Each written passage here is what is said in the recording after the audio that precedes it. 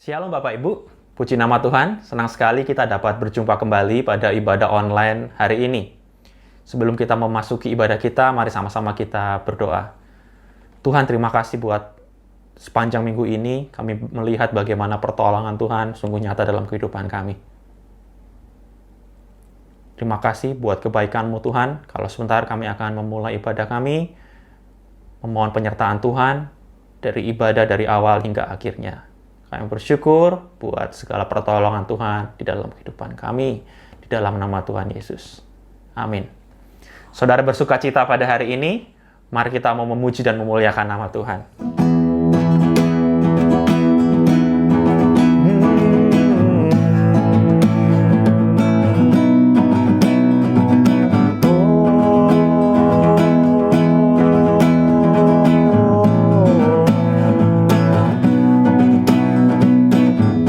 Datanglah ke bait-Nya dengan hati bersyukur, ke dalam pelataran-Nya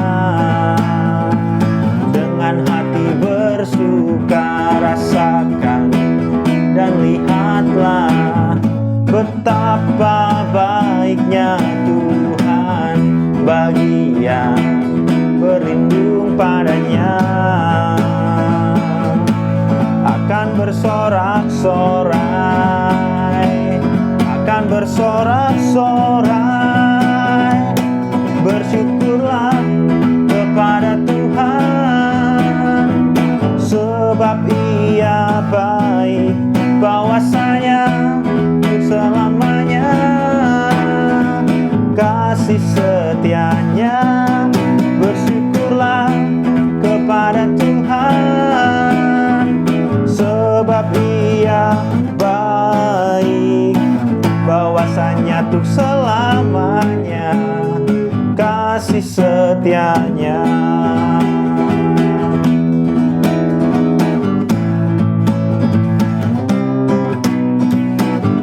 Datanglah ke bait-Nya dengan hati bersyukur, ke dalam pelataran-Nya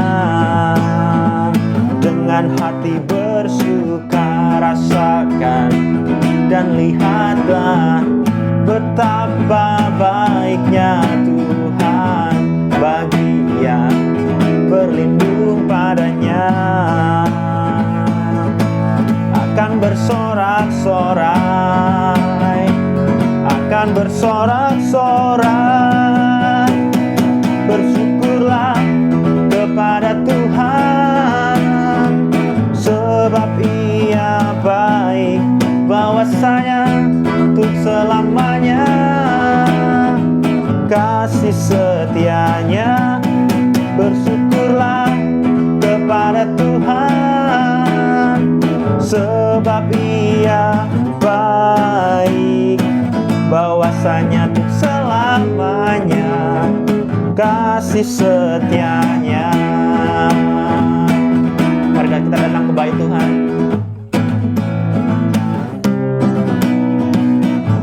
Datanglah ke bait-Nya dengan hati bersyukur, ke dalam pelataran-Nya dengan hati bersuka rasakan dan lihatlah betapa baiknya Tuhan bagi yang berlindung padanya. Akan bersorak-sorai, akan bersorak-sorai, bersyukurlah kepada Tuhan, sebab Ia baik, bahwasanya untuk selamanya kasih setia-Nya. Bersyukurlah kepada Tuhan, sebab Ia baik, bahwasanya untuk selamanya kasih setia-Nya.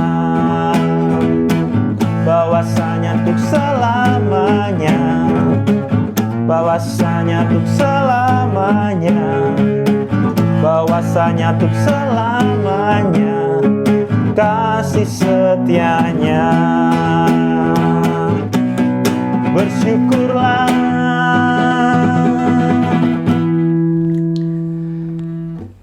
Puji nama Tuhan. Mari sama-sama kita mau masuk ke dalam kebenaran firman Tuhan.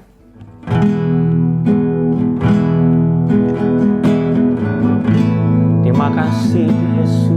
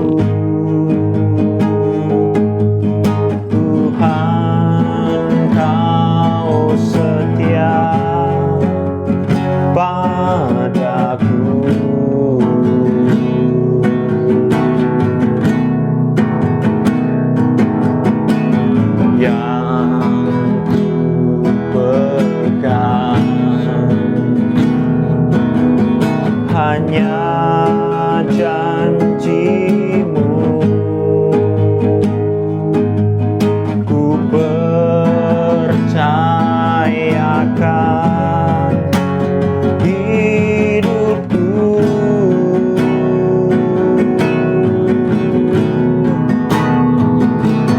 Ku sembah Kau Allahku, Bapa dan sahabatku, Kau yang pedulikan seluruh hidupku.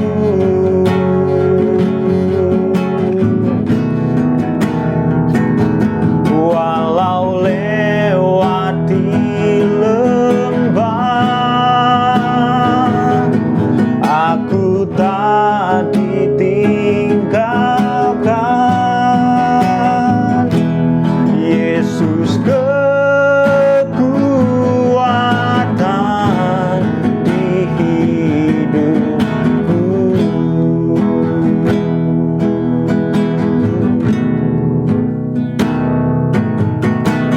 Hanya Engkau Juru selamatku, Tuhan Kau setia padaku.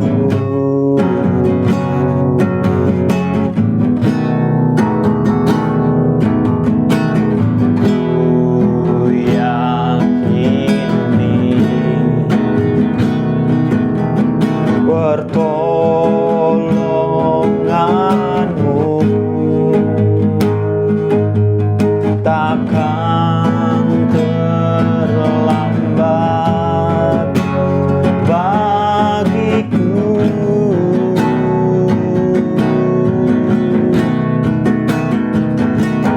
Ku sembah Kau Allahku, Bapa dan sahabatku, Kau yang pedulikan seluruh hidupku.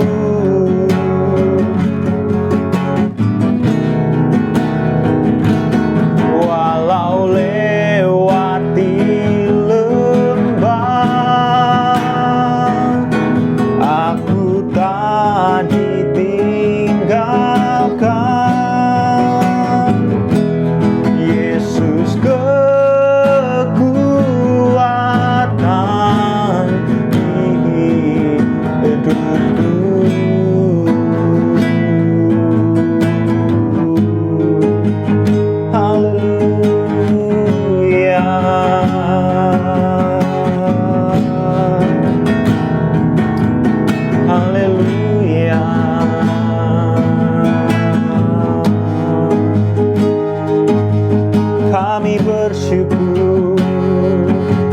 Kami memuji-Mu, kami tinggikan Engkau.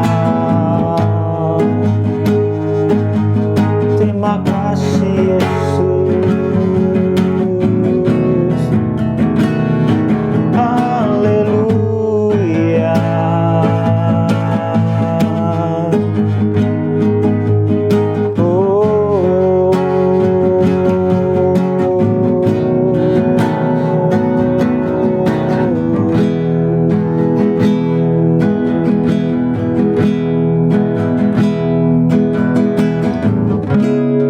Terima kasih. Haleluya.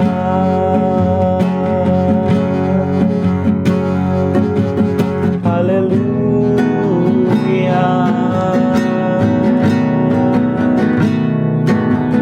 Kami memuji-Mu Tuhan.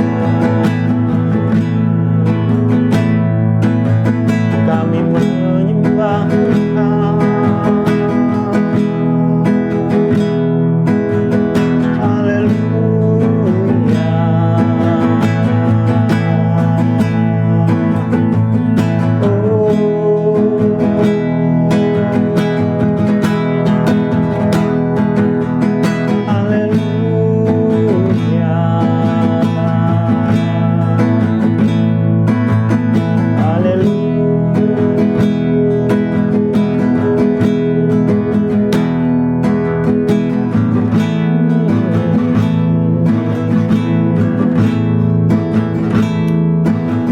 Terima kasih.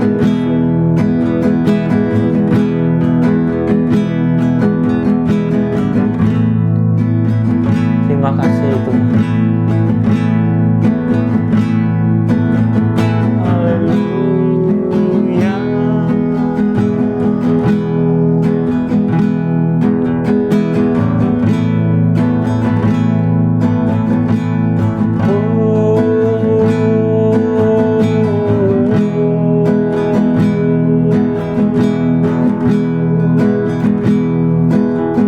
Mari sembah Dia.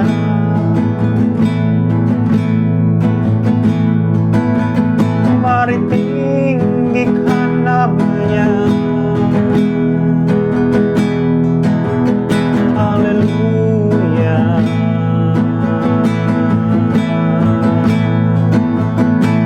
Haleluya.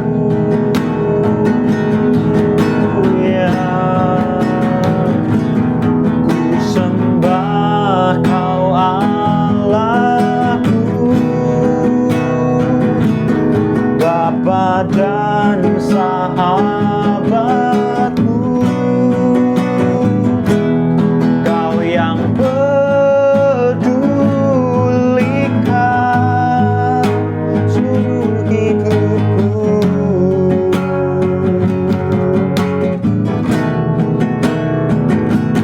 Walau lewati lembah, aku tak ditinggalkan. Yesus kekuatan di hidupku.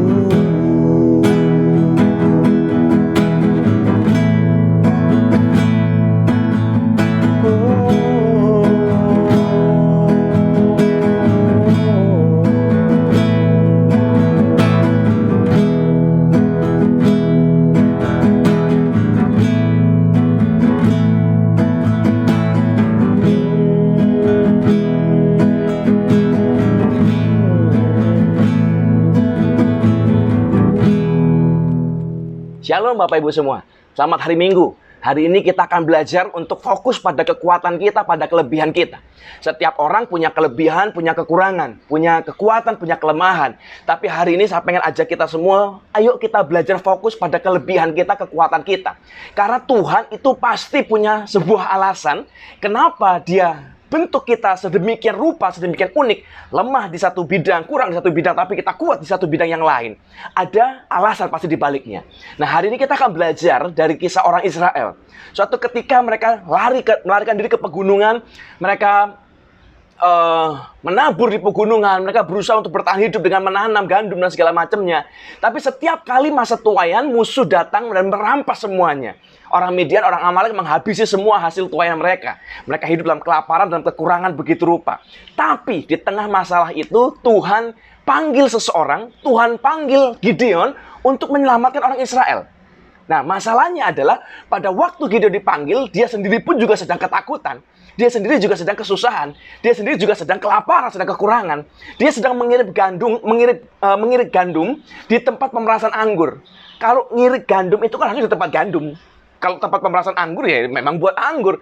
Tapi dia sembunyi di tempat yang sana, di tempat yang salah. Dia sembunyi, dia ngurus gandum di tempat anggur supaya nggak ketahuan. Dia sendiri juga struggling. Dia sendiri juga berjuang. Dia sendiri sedang berusaha begitu rupa. Tapi Tuhan melihat sesuatu yang berbeda dalam diri Gideon. Nah, ini satu prinsip penting yang kita harus belajar baik-baik. God sees potential. God sees strength in every person. Dalam setiap orang. Belajar baik-baik. Hakim-Hakim pasal 6 ayat 12. Hakim-Hakim pasal 6 ayat 12. Malaikat Tuhan menampakkan diri kepadanya dan berfirman kepadanya demikian. Tuhan menyertai engkau, ya pahlawan yang gagah berani. Malaikat Tuhan menulis, kamu itu pahlawan yang gagah berani. Tapi kenyataannya, si orang yang dibilang pahlawan ini, dia sedang sembunyi di tempat pemerasan anggur karena dia takut ketahuan. Dia sedang ketakutan. Nah, ini saya mau bicara hari ini. Tuhan tidak pernah melihat kondisi kita hari ini, keadaan kita hari ini, sebagai status kita. Sebagai siapa kita. Hari ini kita bisa saja dalam keadaan yang kalah. But you are not a loser.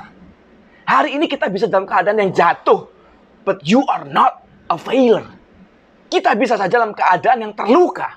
Kita bisa dalam keadaan yang kecewa. Kita bisa dalam keadaan yang pahit. Kita bisa dalam keadaan yang hancur di bawah, jatuh terjepit di bawah. Tapi kita bukan orang yang kalah. You are not a defeated man. Itu kondisi kita. Our present situation is not defining who we are. Keadaan kita saat ini tidak bisa dan tidak akan menentukan siapa kita. Kita bisa saja dalam hidup ini, kita tahu ada kalanya kita bisa naik, kita bisa turun, ada kalanya kita di atas, ada kalanya kita di bawah.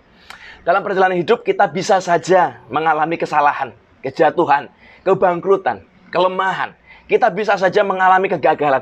Bisa dan pasti akan terjadi. Cepat atau lambat setiap orang pasti akan gagal. It's just a matter of time. Pasti. Tapi hanya karena kita gagal bukan berarti kita orang yang gagal. Hanya karena kita berbuat kesalahan atau membuat sebuah kesalahan bukan berarti kita orang yang salah. Hanya karena kita mengalami satu keadaan yang fatal yang mungkin kita sedang satu kesalahan membuat kita jatuh terjepit di bawah bukan berarti kita nggak akan pernah bangkit. Tidak.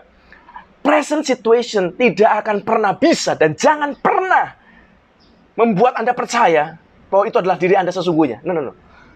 Tuhan tidak pernah melihat kita berdasarkan keadaan kita sekarang. Oh, kalau kita sukses, kita lagi berhasil, Tuhan kasihi kita, Tuhan sayang kita, Tuhan angkat kita, Tuhan berkati kita. Tidak, Bapak. Dia berkati kita, Dia mengasihi kita. Apapun yang terjadi. Apapun keadaan kita hari ini. Dan saya berdoa gini. Lihatlah diri kita sendiri dengan cara Tuhan melihat kita. Sadarlah nilai kita seperti cara Tuhan menilai kita. Not based on our present situation. Jadi hari ini situasi apapun yang Anda alami hari ini, itu tidak menentukan siapa diri Anda. Anda mau gagal, mau jatuh, it's not defining who you are. Kebalikan, Anda mungkin boleh berkata, saya hari ini dalam keadaan diberkati, saya sangat sukses, saya sangat hebat. It's not defining who you are also. Juga tidak menentukan siapa diri Anda. Tapi ada value, ada nilai, ada sesuatu dalam diri kita yang akan menentukan siapa kita. The future of us. Siapa kita di masa depan kita, bisa jadi apa kita di masa depan kita, itu namanya potensi. Mungkin hari ini kita belum mencapai kepenuhan potensi kita. Tapi setiap orang harus sadar, kita harus sadar bahwa kita punya potensi. Tuhan planting, Tuhan taruh potensi kekuatan itu dalam diri setiap orang. Nah, tugas kita hari ini adalah to find it out, untuk mencari tahu potensi apa, kekuatan apa yang Tuhan taruh dalam hidup setiap kita. Nah, coba perhatikan. Waktu dia dipanggil, memang ketakutan posisinya.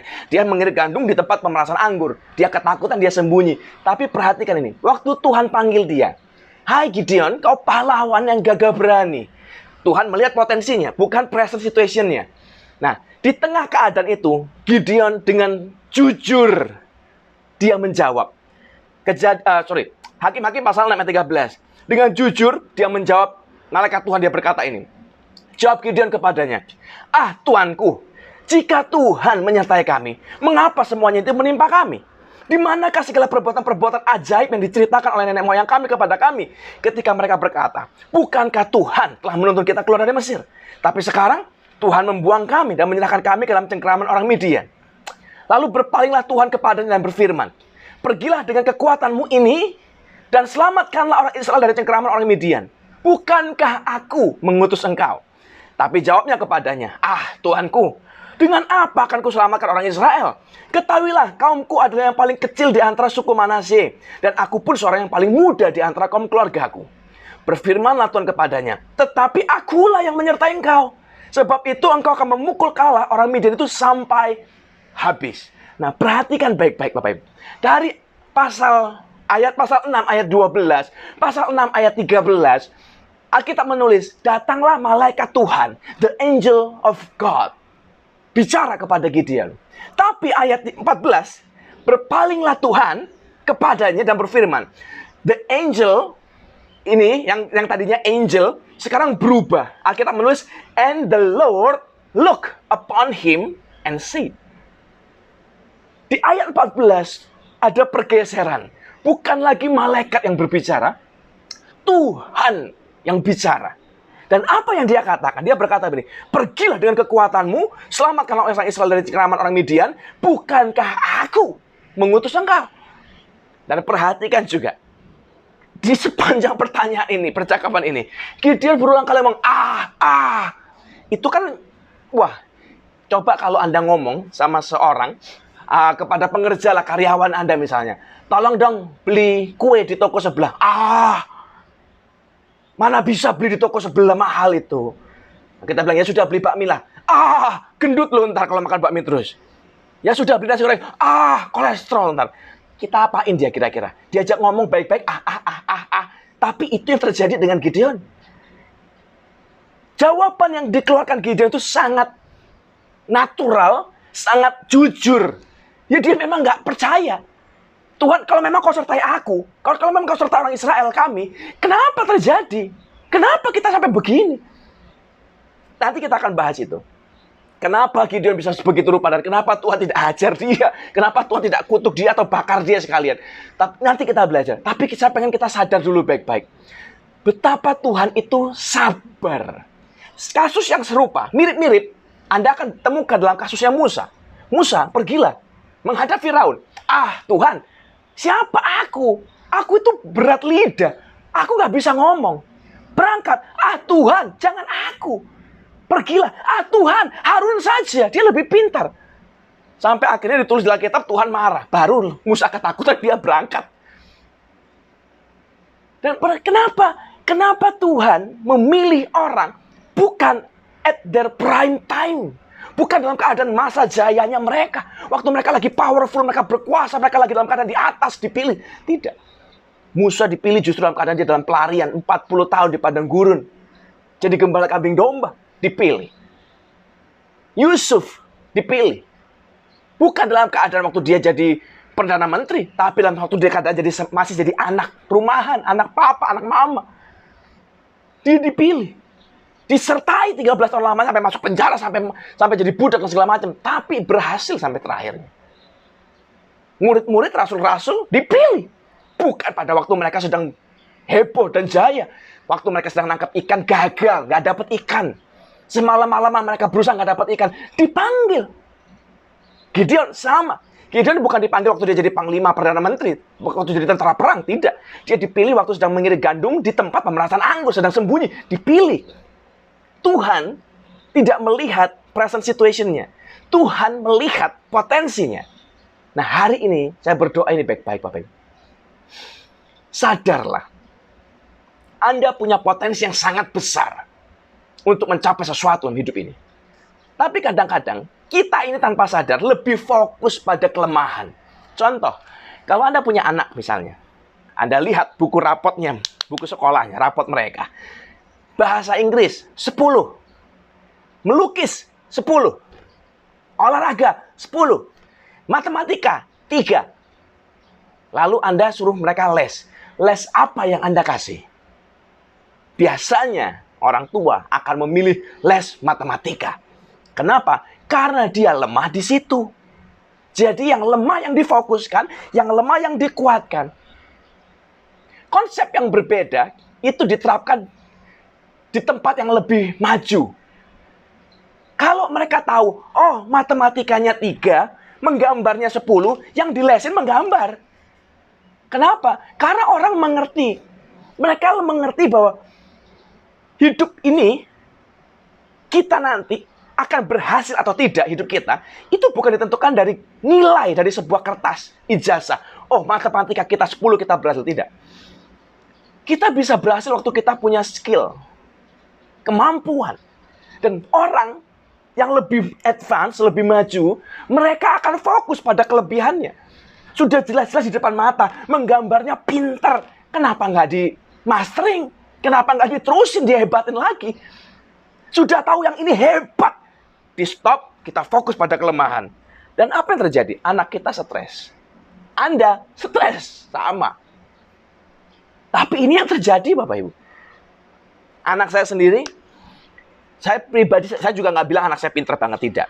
Waktu anak saya baru masuk SD, ulangannya, matematikanya, bahasa Indonesianya sering dapat 0. Sering. Bukan cuma 1 kali, 2 kali. Sering. Kenapa? Karena dia nggak ngerti. Kaget ceritanya. Dan saya dipanggil ke sekolah. Ditanya sama kepala sekolahnya. Kenapa anak Anda begini? Tolong dong dibantu. Tolong dong dilesin atau diapain. Saya tanya sama kepala sekolah.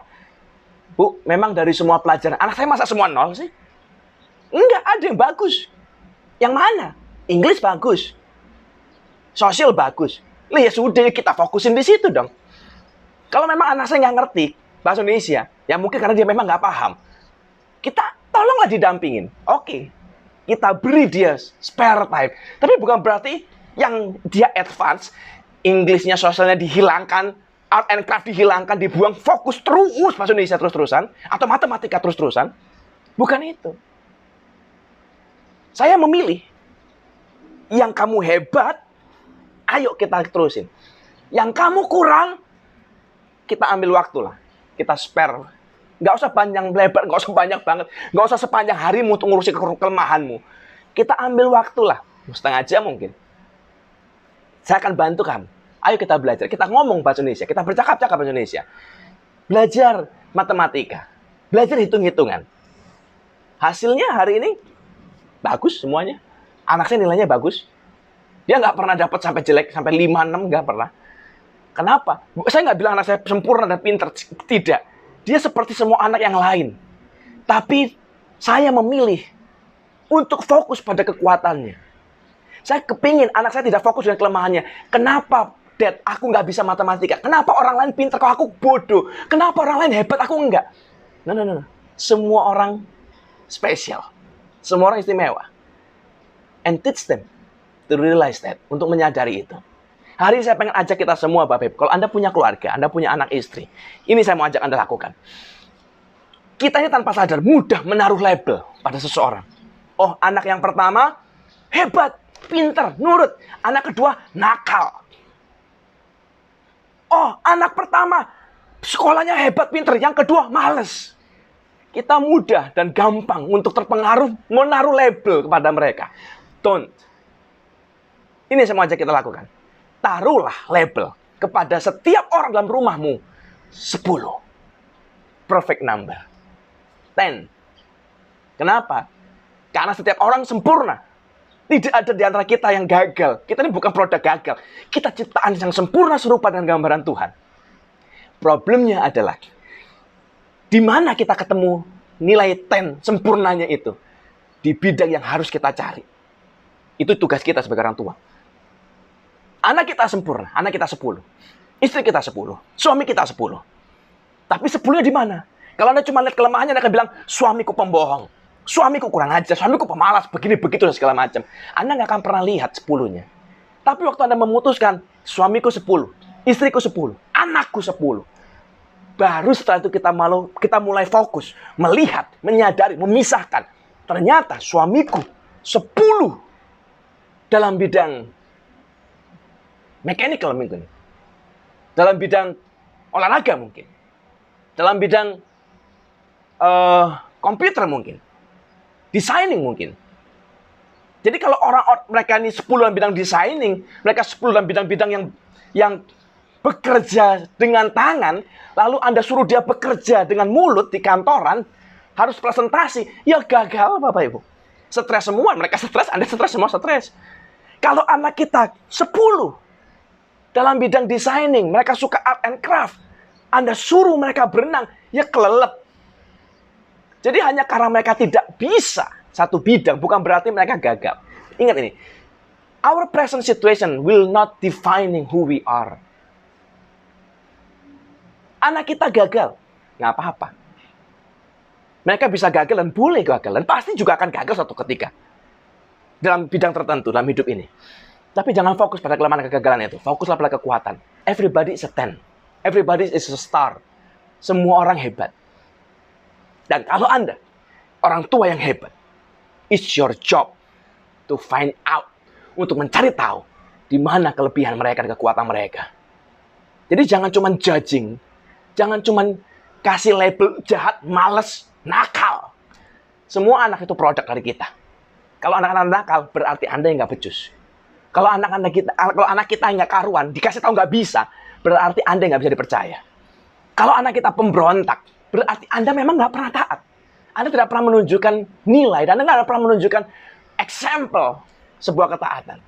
Anak kita adalah produk dari kita. Suka atau tidak suka, itu kenyataan. That's the fact, my friend. So hari ini, ayo berubah. Anda tidak akan bisa merubah anak Anda. You have to change yourself. Anda harus rubah dirimu sendiri. Baru anakmu akan mengikutimu. Jadi hari ini, yuk berubah. Lihatlah. Lihat mereka. Lihat dirimu. Seperti cara Tuhan melihat kita. So, ini juga berlaku untuk cara kita melihat diri kita sendiri. Myself is a 10. 10. Sempurna. Tapi saya lagi gagal sekarang. Aku lagi bangkrut. Fakta. Tapi bukan berarti saya gagal. No. Hanya keadaanku sekarang mungkin sedang gagal. Keadaanku sekarang mungkin sedang jatuh. But I'm not a failure, man. Saya bukan loser. I have strength. Saya punya kekuatan. Saya punya kelebihan. My job to find it out. Untuk mencari tahu di mana kelebihanku, di mana kekuatanku. Dan kita bisa menang dari hidup ini. Kembali lagi ke ayatnya. Tadi saya bilang, Hakim-Hakim 6 ayat 13. Gideon punya respon yang sangat jujur sekali. Dia berkata ini, Tuanku, jika memang Tuhan menyertai kami, mengapa semuanya menimpa kami? Di mana segala perbuatan-perbuatan ajaib yang diceritakan nenek moyang kami kepada kami ketika mereka berkata, Tuhan telah menuntun kita keluar dari Mesir. Tapi sekarang Tuhan buang kami dan menyerahkan kami dalam cengkraman orang Midian. Lompat ayat 15 dia berkata ini, ketahuilah, kaumku yang paling lemah, yang paling kecil di antara suku Manasye, dan aku pun seorang yang paling muda di antara kaum keluargaku. Gideon dipanggil Tuhan. Dan ingat tadi saya sudah bilang, dari awal malaikat yang datang yang ngomong, sampai Tuhan sendiri ngomong sama dia. Dia nggak percaya. Gimana aku mau selamatin orang Israel? Aku yang paling kecil di antara semua suku Manasye. Aku paling muda di antara kaum keluargaku. Nggak bisa. Ada dua hal yang dilakukan, yang dikeluarkan oleh respon Gideon. Questions. Tuhan, kalau memang kau sertai kami, kenapa nasibku begini? Dan bukankah ini yang sering kita lakukan? Tuhan, kalau kau memang ada, kok keadaanku begini? Kenapa kau izinkan aku begini? Kalau memang kau mengasihi kami, kenapa kok nasibku begini? Kenapa? Yang kedua, waktu Tuhan suruh Gideon, aku mengutus engkau, pergilah. Dia bilang, nggak bisa. Aku suku yang paling kecil dari Manasye, dan aku paling muda dari keluargaku. Daups. ragu-ragu, nggak percaya. Bukankah kita sama? Waktu kita bilang, Tuhan, aku mau sukses, aku butuh. Contoh yang gampang, uang misalnya. Lalu Tuhan bilang, berhenti dari pekerjaanmu, kerjakan ini. Lalu kita bilang, lah kalau bangkrut gimana? Lah kalau gagal gimana? Kalau gimana? Kalau. Questions and doubts. Seringkali, saya ngomongin dengan hati-hati ya Bapak Ibu. Di dalam gereja seringkali dianggap sebagai kelemahan. Questions and doubts seringkali dianggap sebagai pemberontakan. Kita diajar kayak robot. Jangan tanya. Just do it. Nggak ngerti, nggak mau tahu. Wis, diam aja. Bodoh lah, buta lah. Lakukan saja pokoknya. Tapi di Alkitab perhatikan ini. Questions and doubts is part of a strong faith. Question, pertanyaan, dan keraguan itu adalah bagian dari iman yang kuat loh. Anda perhatikan sepanjang Alkitab, dari awal Kejadian sampai Wahyu, Anda akan mendapati semua orang-orang hebat yang dipanggil, semua punya ini. Questions and doubts. Sebutlah siapapun. Yosua, misalnya. Berapa kali Alkitab menulis, jangan kecut dan tawar hatimu, sebab aku menyertai engkau. Berulang kali. Kenapa dia masih kecut tawar hati? Apa Yosua kurang lihat? Musa belah Laut Merah. Apa dia kurang lihat? Musa bicara dengan Tuhan di atas gunung. Apa Yosua kurang lihat pertolongan-pertolongan Tuhan? Apa Yosua ini buta atau apa? Kenapa masih takut, masih gemetar? Kenapa masih ketawar hati? Kenapa masih doubts? Elisa. Kurang apa tangan Tuhan atas mereka? Ketemu Isabel ketakutan, melarikan diri. Apa kurang? Kenapa masih doubts? Sebut yang lain. Petrus kurang apa? Apa kurang lihat Yesus bangkitkan orang mati, Lazarus? Apa kurang Yesus bangkitkan orang, pecahkan mata orang yang buta? Apa kurang mujizat yang dia buat? Apa kurang dia jalan di atas air? Tapi waktu dia ketemu dengan tentara-tentara yang menangkap Yesus di depan halaman, di tengah perapian waktu Yesus ditangkap, ditanya, kau pengikut Yesus? Dia bilang, enggak, doubts. Aku nggak kenal dia. 3 kali dia sangkal. Apakah mereka terus jadi orang-orang lemah yang gagal? No. Kita tahu kisahnya mereka orang hebat. Sampai ending hidup mereka luar biasa sekali. Tapi doubts and question is always part of a strong faith. Pasti. Kita harus sadar baik-baik. Tidak ada orang yang akan jadi kuat kalau mereka tidak punya question and doubts. Dan saya percaya ini.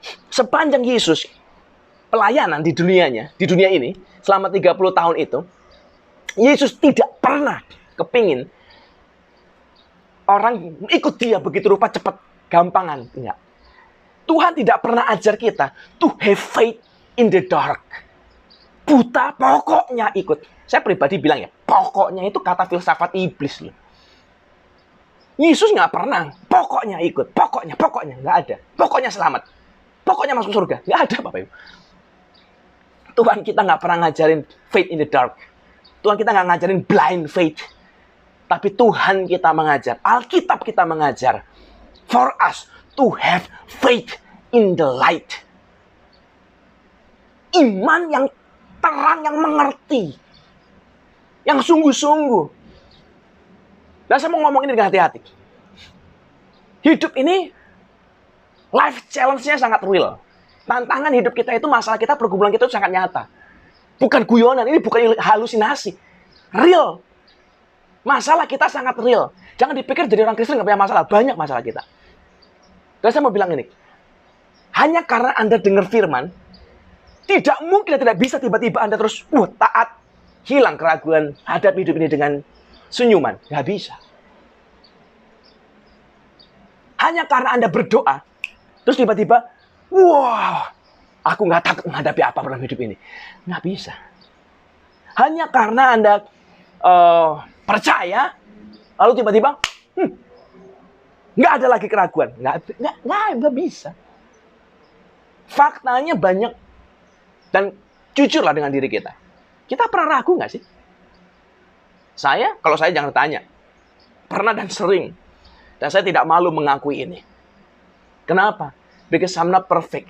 I'm still growing. Saya masih bertumbuh. I'm still learning to believe, to have faith in the light. Kalau Anda baca Alkitab, Lukas 14, Yesus memberikan perumpamaan. Kalau kau mau bangun rumah, duduk diam, hitung. Jangan sampai kau bangun tapi tidak bisa menyelesaikannya. Kenapa? Kenapa kita nggak bilang, percaya saja, rumahmu pasti jadi. Tuhan pasti berkati, nggak mungkin gagal. Percaya aja, cukup pasti. Tuhan pasti cukupi, nggak mungkin nggak. Kenapa? Kalau pendeta zaman sekarang, itu yang terjadi. Mau bangun rumah, dengan iman dalam nama Yesus, pasti jadi. Percaya. Duit ya Pak? Percaya pokoknya. Loh, tapi kan nggak cukup Pak. Loh, percaya, iman. Pasti cukup. Terus kalau nggak cukup, kalau benar nggak cukup, kalau benar nggak jadi rumahnya, batal, gagal. Nanti pendeta bilang, kurang doa sih. Banyak dosa. Makanya jangan begitu. Percaya dong. Ini yang bodoh ini jemaat atau pendetanya nggak jelas ini kadang-kadang. Pendetanya nggak beres, jemaatnya juga dibodohi. Sorry ya. Maaf ya Bapak Ibu. Tapi itu kenyataan di lapangan. Tapi versi Tuhan Yesus tidak loh. Dia nggak bilang iman pokoknya. Enggak. Duduk hitung baik-baik. Kau mau pergi perang, duduk hitung. Mikir. Pertimbangkan semua possibilities, kemungkinan. Dari mana kau dapat sumbermu, danamu? Berapa yang harus kau keluarkan? Berapa lama? Kapan selesainya? Siapa yang mengerjakan? Pikir.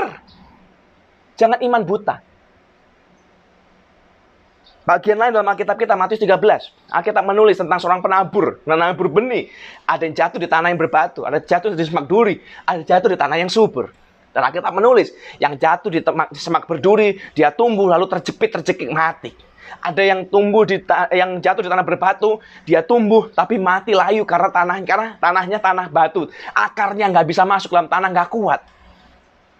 Hanya benih yang jatuh di tanah yang subur yang bisa bertumbuh, hidup dan berbuah. Kenapa? Bicara akar, kedalaman. Kalau cuma ikut Yesus, nggak punya akar, mati kita. Dan dari mana kita bisa punya akar? Kalau nggak pernah punya pertanyaan, nggak pernah punya doubts. Anak saya, dia percaya sepenuhnya kepada saya setelah melewati proses kehidupan. Umur 1 tahun, 2 tahun, 3 tahun, 4 tahun, dia mulai mengerti, dia mulai melihat siapa saya, dia mulai tahu. Kemarin, berapa waktu yang lalu, dia lagi naik di atas ranjang. Jadi ranjang di kamar dia lagi diberdiriin, dibersihin ceritanya, jadi diberdiriin. Dia naik di atas sana, lalu dia bilang, catch me.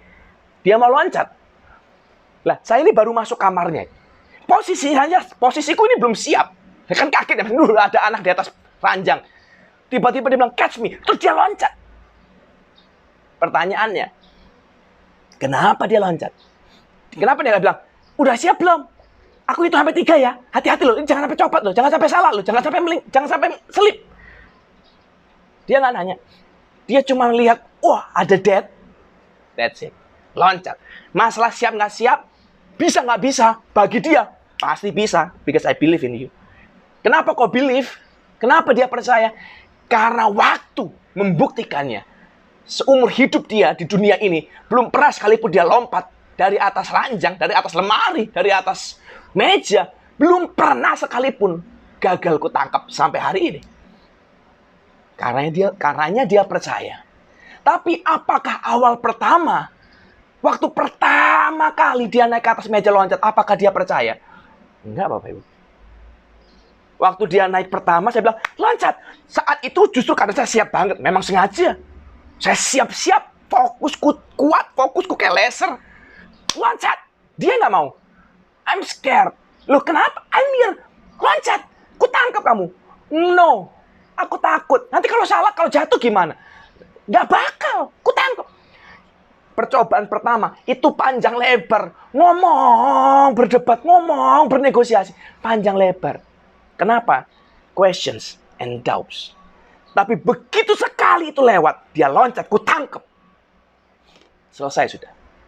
Kedua, gampang. Ketiga, gampang. Keempat, gampang. Sekarang, dia udah nggak mikir. Dia cuma lihat ada death, everything's gonna be okay. That's faith. So, kita mau punya iman dari mana kalau kita nggak pernah have question and doubts? Jadi, jangan berpikir Tuhan alergi dengan pertanyaan dan keraguan-raguan. Jangan. Tuhan lo nggak alergi. Tuhan lo nggak keberatan kita bertanya. Tuhan nggak keberatan kita ragu. Jangan hidup dalam keraguan terus-terusan memang. Tapi questions and doubts are parts of a strong faith. Hari ini kalau Anda sedang mengalami satu kejadian, satu kegagalan, kehancuran, kemasalah, lalu Anda dengar Tuhan bicara, bangkitlah hai pahlawan yang gagah berani. Lalu Anda berkata, ini salah kayak, ini bukan aku, bagaimana mungkin? That's fine. Normal. Anda mungkin berpikir, mana mungkin aku bisa berhasil? That's fine. It's normal, my friend. But remember, your present situation is not defining who you are.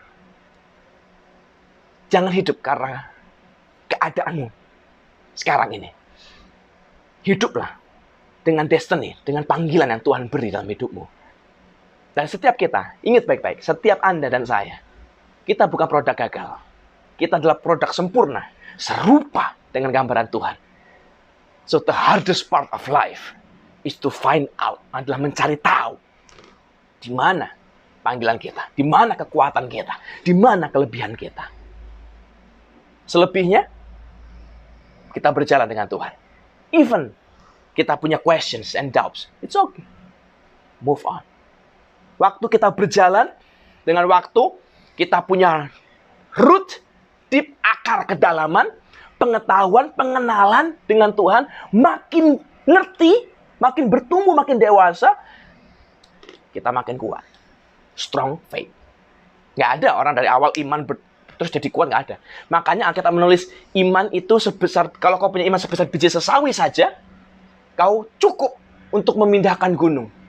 Kalau kau berkata gunung itu tercapai ke laut, dia akan tercapai ke laut. Tapi jangan berhenti di situ dong ayatnya. Jangan suka kebanyakan menggal-menggal ayat, jangan dibiasain. Lanjut ayatnya. Kenapa? Karena ditulis di belakangnya ditulis, ayat selanjutnya ditulis begini. Karena biji sesawi adalah biji yang paling kecil dari antara semua biji-bijian. Tapi begitu dia ditanam dan bertumbuh, dia menjadi pohon yang paling besar di antara pohon-pohonan. Kenapa dikasih penjelasan begitu? Artinya gini, karena iman itu bertumbuh. Tidak ada iman yang strong dari awal tiba-tiba kuat. Tidak ada. Semua orang akan mengalami iman yang bertumbuh. Iman yang kecil, yang paling kecil, yang nggak ngerti apa-apa, yang nggak bisa apa-apa. Dan yang memindahkan gunung itu bukan biji yang segede biji. Jadi yang bilang, oh kecil aja cukup kok. Nggak cukup. Yang memindahkan gunung adalah iman yang bertumbuh. Growing faith. Dari yang kecil ini, dari yang bentuk biji, bertumbuh jadi pohon. Itu loh yang memindahkan gunung, Bapak Ibu. Jadi jangan cuma imanku kecil, ini udah kecil-kecil mau putus, tapi cukup memindahkan. Nggak cukup. You have to grow. Dan untuk growing, you have to understand. Harus ngerti. Cari tahu, mikir. Baca firman. Ngertilah. Apa yang sedang Tuhan mau kita kerjakan. Baru kita bisa lakukan sesuatu. Kalau kita sudah ngerti, bukan blind faith. Bukan faith in the dark. Faith in the light. Kita mikir, kita hitung, kita ngerti. Kita tahu kekuatan kita, baru yang ketiga kita bisa lakukan ini. Kita belajar to put his plan, rencana Tuhan into action. Jadi harus sadar baik-baik. Ada step by step. Satu, Tuhan lihat kelemahan kita. Kita harus bisa lihat kelebihan kita, kekuatan kita. Kita juga harus bisa lihat kelebihan kita sendiri. Kita harus bisa lihat kelebihan, kekuatan anak-anak kita, keluarga kita, orang lain di sekeliling kita. Kita harus bisa lihat kelebihan orang, bukan berdasarkan present situation mereka. Tapi berdasarkan apa yang sedang mereka, apa yang bisa mereka kerjakan. Apa akan jadi apa mereka di masa depan. Panggilan mereka, kekuatan mereka apa. Yang kedua, question and doubts are part of a strong faith. Kalau kita bisa menjawab, kita punya pertanyaan dan bisa terjawab, kita punya keraguan dan kita bisa melihat fakta dan bukti, kita akan bertumbuh. Kita akan punya namanya experience. Kita akan punya namanya knowledge. Knowledge of God. Pengenalan akan Tuhan. Experience spiritual rohani. Pengalaman rohani. Kita akan punya pengenalan, pengertian, dan kedalaman yang cukup. Baru setelah itu, we can put His plan into action. Baru mengubah rencana Tuhan menjadi action yang real. Fakta yang nyata. Coba perhatikan baik-baik. Hakim-Hakim 6 ayat 20. Hakim-Hakim 6 ayat 20. Kalau Anda perhatikan nanti di sini. Berfirmanlah malaikat Allah kepadanya, ambillah daging dan roti yang tidak beragi itu, letakkanlah ke atas batu ini dan curahkanlah kuahnya. Maka diperbuatnya demikian. Jadi, waktu Gideon dengan jujur menjawab, Tuhan, kalau kau yang sertai gimana? Kenapa begini? Semua pertanyaan dikeluarkan, semua keraguannya dikeluarkan. Terang-terangan. Tuhan nggak marah, Tuhan nggak anti dengan pertanyaan dan keraguan. Tapi apa yang Tuhan lakukan? Dan perhatikan, ini pola ya. Ini pattern. Setiap kali Tuhan panggil seseorang, polanya sama. Ada keraguan dan pertanyaan. Dan pola Tuhan juga sama. Tuhan nggak gebukin mereka. Kurang ajar kau bersih bertanya. Kurang ajar kau ragu-ragu terus. Enggak loh, Bapak. Setiap kali mereka punya keraguan dan pertanyaan, ini yang Tuhan lakukan. Dia menjawab keraguan itu. Dia buktikan. Tuhan kasih semua proof yang diperlukan oleh Gideon untuk percaya. Dia kasih semua jawaban atas pertanyaan yang Gideon bingung. Alkitab menulis. Jadi waktu dipanggil, si Gideon berkata, tunggulah, kau jangan kemana-mana. Aku mau bikin roti. Aku mau masak. Ini dibilang. Berfirman Tuhan, ambil daging dan roti yang tidak beragi itu, letakkan di atas batu ini dan curahkan kuahnya. Maka diperbuatlah demikian. Ayat 21. Dan malaikat Tuhan mengulurkan tongkat yang ada di tangannya. Dengan ujungnya, disinggungnya daging dan roti itu. Maka timbullah api dari batu itu dan memakan habis daging dan roti itu. Kemudian hilanglah malaikat Tuhan dari pandangannya. Maka tahulah Gideon bahwa itulah malaikat Tuhan. Lalu katanya, celakalah aku, Tuhanku Allah. Sebab memang telah kulihat malaikat Tuhan dengan berhadapan muka. Gideon ketakutan. Gideon gak percaya dengan panggilan Tuhan. Dia gak percaya dengan dirinya. Dia gak merasa dia mampu. Dia merasa dia dari suku paling lemah. Dari mana saya dari paling kecil. Dia merasa dia paling muda di antara keluarganya. Dia tidak punya kekuatan, tidak punya kemampuan, dan tidak akan pernah bisa. Tapi Tuhan jawab keraguan itu. Disentuh dengan ujung tongkat dan api itu menyambar. Menghabisi semua roti dan daging itu. Maka Alkitab menulis, dia berkata ini, maka tahulah Gideon bahwa itulah malaikat Tuhan. Sekejap dia ngerti. Kenapa? Karena dia dapat bukti. Dalam hidup ini sama. Kita berapa kali kita ragu-ragu, besok makan apa? Besok kita bagaimana? Tuhan jawab kan? Entah bagaimana caranya kita makan, Bapak Ibu. Kita hidup sampai hari ini. Nggak mati kita. Berapa kali kita punya keraguan, besok uang sekolah anak bagaimana? Ya, buktinya ada. Sekolah masih anak kita. Percayalah. Apakah terus Tuhan cuma sekali? Tidak. Kalau Anda baca lagi di bawahnya, Tuhan kasih bukti yang kedua. Dengan guntingan bulu domba. Gideon nggak percaya masih. Sudah ada batu nyamber, ada api nyamber, masih nggak percaya. Tuhan kasih lagi. Apa yang kau minta? Ada guntingan bulu domba, Tuhan. Dia berkata, Tuhan, kalau kau memang panggil aku, biarlah besok yang diguntingan bulu domba ini basah, lainnya kering. Aku tahu nanti, kalau itu Tuhan. Loh, tadi kan sudah bilang tapi, tahulah Tuhan, tahulah Gideon, itu malaikat Tuhan. Lalu dia bilang, celakalah aku, coba aku telah melihat malaikat Tuhan berada di muka. Tapi nggak percaya Mas Yan. Taus. Dia uji lagi. Besoknya, betul, guntingan bulu domba basah, lainnya kering. Apakah selesai? Tidak. Masih lagi daus. Jangan murka, jangan marah ya. Coba dibalik. Yang bulu domba kering, lainnya basah. Dikasih lagi yang kedua, Bapak Ibu. Tandanya dilakukan. Tuhan selalu menjawab question and doubts. Dia buktikan segala apapun yang kau perlukan untuk percaya, Tuhan provide. Jadi jangan khawatir hari ini. Dan Tuhan memberikan bukti itu bukan sekedar bukti. Dia memberikannya dengan janji kemenangan. Dia ngomong sama Gideon, pergilah selamatkanlah orang Israel, sebab aku menyertai engkau. Aku memberi kemenangan buatmu. Tapi, apakah, kita lihat kelebihan kita, kekuatan kita, kita belajar bertumbuh dari question and doubts, lalu kita melakukan firman, apakah langsung berhasil? No. Apakah langsung menang? Tidak. Kalau kita sudah lakukan ini, ada bagian. Ini kan dari Tuhan, Mas Ian. Tuhan yang melihat kita, kelebihan dan kekuatan kita. Tuhan menjawab question and doubts kita. Dia kasih kita plan, strategi. Kalau kita mau berhasil dalam hidup ini, mau sukses dalam hidup ini, hadapilah tantangan hidup dengan strategi Tuhan, bukan strategi manusia. Plan-nya dari mana? Dari Tuhan. Tapi apakah ini cukup? No. Ini yang jadi masalah. Banyak orang cuma berdoa, baca firman, berharap dan percaya, lalu mereka pikir berhasil. Mujizat. No. Ada sesuatu yang harus dilakukan sebelum action ini, plan ini jadi action, dan action itu mendatangkan kemenangan. Ada part di tengah-tengah yang hilang, yang kita harus kerjakan. Apa yang dilakukan oleh malaikat Tuhan? Apa yang dilakukan oleh Tuhan kepada Gideon? Perhatikan baik-baik. Hakim-Hakim 6:25. Hakim-Hakim pasal 6:25. Pada malam itu juga, Tuhan. Jadi pada malam itu juga, setelah Tuhan kasih dia bukti, Tuhan berfirman kepadanya, ambillah seekor lembu jantan kepunyaan ayahmu, yaitu lembu jantan yang kedua, berumur 7 tahun. Runtuhkanlah mezbah Baal kepunyaan ayahmu, dan tebanglah tiang berhala yang di dekatnya.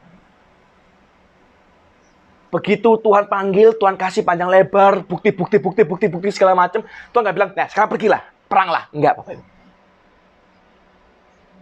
Setelah dikasih bukti panjang lebar, dipanggil panjang lebar, dijelasin panjang lebar, sebelum pergi perang, sebelum pergi ke medan perang, ini yang Tuhan suruh kerjakan. Get your house in order. Beresin rumahmu. Ini orang kadang lupa.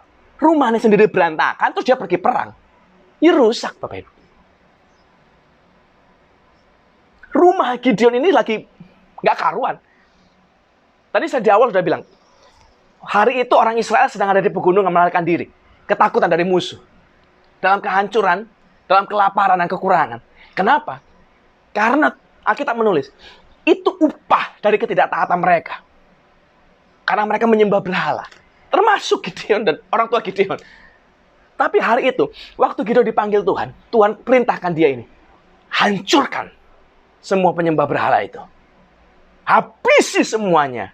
Beresi semuanya. Luruskan semuanya. Dan bangunlah mezbah Tuhan. So, before we start, mungkin ada hari ini yang harus diberesi di rumah kita.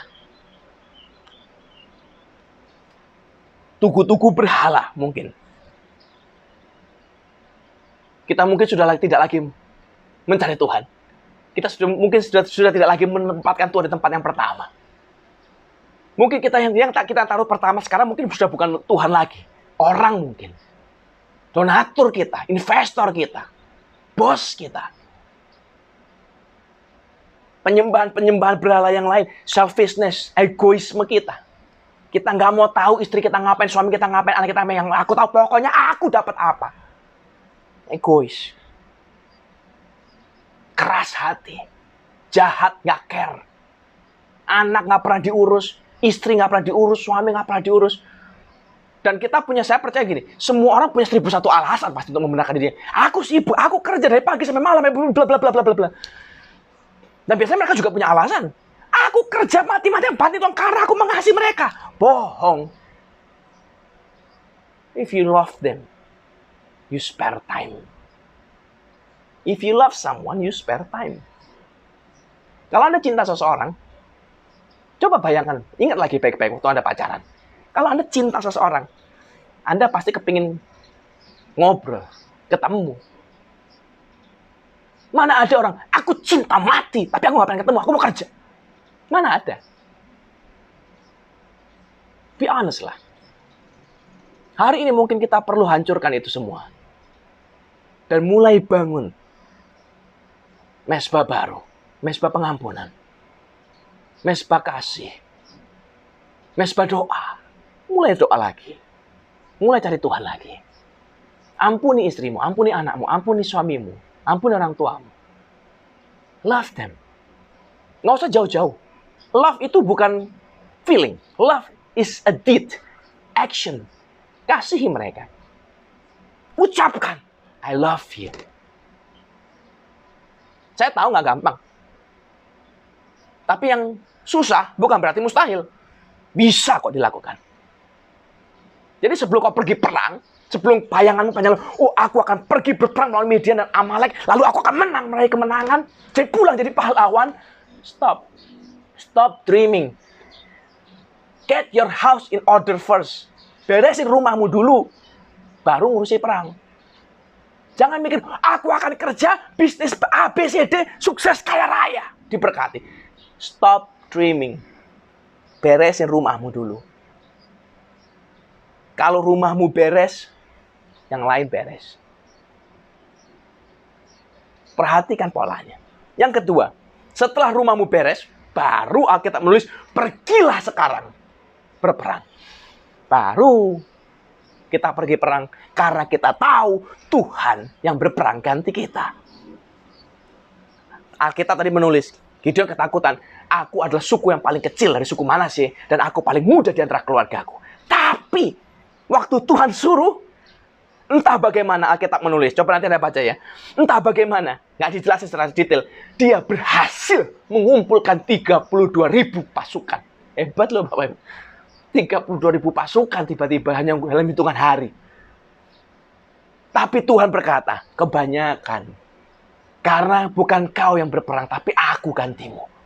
Aku yang berperang bagimu. Artinya, apapun yang kau hadapi, sebesar apapun masalahmu, kekuatan kita tidak diperlukan sebenarnya sepenuhnya. Karena Tuhan mampu menyelesaikan semuanya. Yang diperlukan bukan kekuatan kita atau kemampuan kita, atau pengorbanan kita yang begitu hebat, bukan. Tapi willingness-nya yang diperlukan. Kita willing untuk ikut Tuhan. Kita willing untuk submit dalam rencana Tuhan. Kita willing untuk mengikuti perintah Tuhan. That's the point. Kita willing untuk forgive. We are willing to love. We are willing to seek Him. Sisanya Tuhan mengerjakan buat kita. Alkitab menulis, Tuhan perintahkan, yang takut suruh pulang. Sudah susah payah loh Bapak Ibu. Ngumpulin 32.000 orang itu nggak gampang. Disuruh pulang. Ya Gideon nurut. Yang takut pulanglah. 22.000 orang pulang. Nggak main-main. Lebih dari separuh. 22.000 orang pulang Bapak Ibu. Tinggal 10.000. Yang 10.000 orang masih kebanyakan. Tuhan bilang suruh mereka minum di air. Yang turun mulutnya ke bawah, mencedok air seperti anjing, suruh pulang. Yang mengambil air pakai tangan, menetap. Dan Alkitab menulis 7.700 orang menurunkan kepala seperti anjing, menghirup air. Disuruh pulang, Bapak. Kenapa?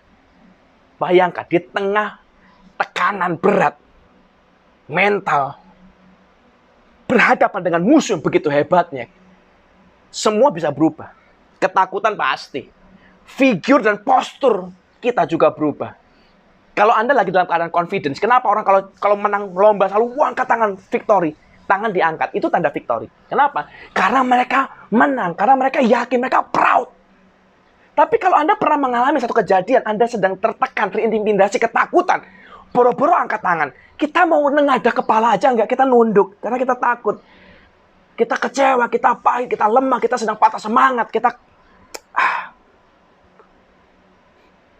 kalau kita lagi kuat, berdiri kita tegap gagah. Tapi kebalikan, waktu kita lagi nggak punya apa-apa, kita lagi bangkrut, kita hancur. Jangankan berdiri tegap, kita mau duduk, punggung rasanya nggak bertulang. Rasanya postur semua berubah. Anda bayangkan, waktu disuruh minum. Seorang pahlawan, dalam keadaan yang pemberani, dalam keadaan yang kuat, mereka yang berlutut seperti seorang pahlawan. Satu kaki di tanah, satu kaki menopang. Seperti orang mau ngelamar. Ambil air pakai tangan, dihirup. Posturnya meyakinkan. Tapi waktu mereka lemah, nggak mungkin postur itu yang keluar. Dua kaki akan berlutut di tanah. Boro-boro mau ngambil air, lemes semua rasanya, susah dicedok. Dan itu yang terjadi, Bapak.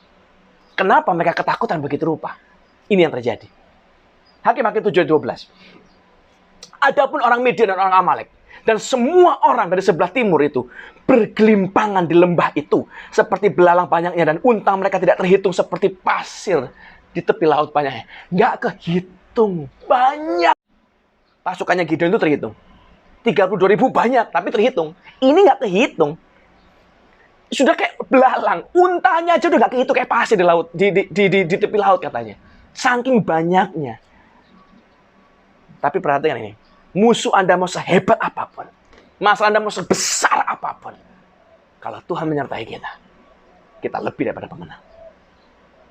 Kekuatan kita tidak seberapa, tapi kekuatan Dia luar biasa. Dan itu yang kita perlukan, karena Dia berperang ganti kita. Dan sampai hari ini, Tuhan masih mencari orang-orang Kristen yang sama seperti pahlawan Gideon, yang berani melangkah, berani percaya. Walaupun jangan meniadakan masalahnya. Masalahnya ada. Pergumulannya ada. Jangan ditiadakan. Jangan, enggak ada masalah. Hilang semuanya. Aku percaya hilang. Enggak. Masalahnya real. Strugglingnya real. Tapi our God is more than real. Dia juga nyata. Lebih daripada nyata. Hari ini percaya Bapak Ibu. Dan kita tahu. The rest is history. Gideon menang. Hanya dengan berbekal kendi, pedang, obor, trompet. Menang. Saya nggak jelaskan panjang lebar masalah kemenangan dia bagaimana segala macam, karena ya itu semua sudah tercatat dalam sejarah. Tapi yang ada bagian penting adalah proses mencapai ke sana. Adalah karena dia percaya. Karena dia melihat kekuatannya. Even di dalam question and doubts. Dia melangkah. Dia beresin rumahnya. Dia perbaiki yang salah. Dia luruskan jalannya.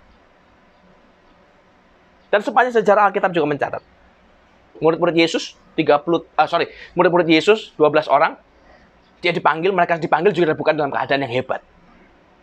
Nelayan-nelayan, orang-orang biasa, pemungut cukai, orang berdosa dipanggil. Tapi apa terjadi? Mereka menunjukkan kebalikan dunia. Di tengah question and doubts, kelemahan dan kekurangan mereka, kesalahan mereka, mereka berhasil. Hari ini kita bisa dengar Injil Kristus. Salah satunya karena dari mereka. Pengorbanan mereka begitu rupa. So, my friend, jangan menyerah. Jangan hakimi dirimu dengan keadaanmu yang sekarang. Your present position, your present situation is not defining who you are. Question and doubts is part of a strong faith. Kalau Anda punya pertanyaan, aku punya keraguan, bawalah ke hadapan Tuhan. Dia akan menunjukkan kepadamu jawaban dan bukti dari keraguan. Baru setelah itu, kenali plan-nya, kenali rencananya, kenali siapa dia. Setelah kau kenali siapa dia, kau kenali rencananya, pengetahuan kita kuat, strong, deep root. Fix your house. Get your house in order. Benerin rumahmu. Start from the inside. Start from within. Baru you can go to war. Kau bisa pergi berperang. Karena Tuhan berperang ganti kita. Saya berdoa hari ini. Jangan fokus dengan kelemahan. Jangan stres karena kelemahan. Kita bisa lemah, kita bisa gagal, kita bisa kurang di satu bidang. Tapi ingat ini, Tuhan selalu memberikan kekuatan, kelebihan di bidang yang lain. Fokus on that area. And you will see victory. Kemenangan demi kemenangan akan terjadi karena Tuhan menyertai kita. Tuhan Yesus memberkati. Terima kasih sudah mengikuti ibadah online pada hari ini. Kami mengundang Bapak Ibu Saudara untuk bersama beribadah kembali minggu depan dengan tema Manage Your Weaknesses. Follow akun sosial media GBK Yalim untuk mengetahui update gereja dan untuk mendengarkan khotbah. Untuk perpuluhan dan persembahan dapat ditransfer melalui rekening GBK Yalim berikut ini. Untuk informasi konseling dan doa, dapat menghubungi ke Sekretariatan GBK Yalim di nomor yang tertera sebagai berikut. Terima kasih sudah menyaksikan KLM News. Selamat hari Minggu, Tuhan Yesus memberkati. Hari ini, mari kita katakan kita di hadapan Tuhan. Kita akan akhiri ibadah kita. Kita katakan amin yang keras untuk setiap perkataan-perkataan yang saya lepaskan buat kita semua. Sebab saya percaya, Alkitab menulis amin itu mengikat janji Tuhan, ya dan amin, menjadikan itu nyata dalam hidup kita. Percaya hari ini, kekuatan Anda jauh daripada yang kau bayangkan. Kekuatan Anda jauh lebih cukup untuk mengubah keadaan Anda. Karena toh yang diperlukan memang bukan kekuatan kita yang hebat itu, tapi kekuatan Tuhan yang menyertai kita, menjadikan Anda dan saya lebih daripada pemenang. Cuma Tuhan, mari kita katakan kita. Biar hari ke Bapa kami berdoa, kami percaya dalam nama-Mu, diberkatilah pekerjaan kami. Diberkatilah usaha kami. Apa yang kami sentuh dan kerjakan dijadikan Tuhan berhasil. Biar kami naik jadi kepala dan bukan ekor. Biar kami menjadi orang memberi bukan meminta-minta. Biar kami menjadi orang kelimpahan bukan kekurangan. Dan kami terima berkat ini di dalam nama Allah Bapa, Allah Putra, Roh Kudus. Dalam nama Yesus Kristus Tuhan. Biar kita semua percaya katakan sama-sama. Amin. Tuhan Yesus memberkati. Hanya satu katamu yang ku perlukan. Firman-Mu menentukan seluruh hidupku. Yang tiada kau jadikan